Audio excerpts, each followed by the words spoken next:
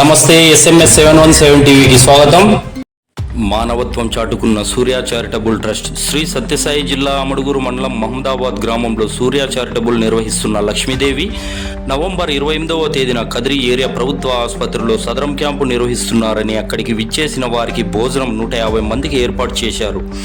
ఈ విషయం తెలుసుకున్న బెంగళూరు వాస్తవ్యులు వారి 6 నెలల చనిపోయిన కుమార్తె గణక జ్ఞాపకార్థం ట్రస్టుకి డబ్బులు విరాళం ఇవ్వగా సూర్య చారిటబుల్ ట్రస్ట్ అధినేత లక్ష్మీదేవి మరోసారి డిసెంబర్ 2వ తేదీన అదే కదిరి ఏరియా ప్రభుత్వ ఆసుపత్రిలో సదరం క్యాంపుకు విచ్చేసిన 200 మందికి భోజన వసతి ఏర్పాటు చేశారు.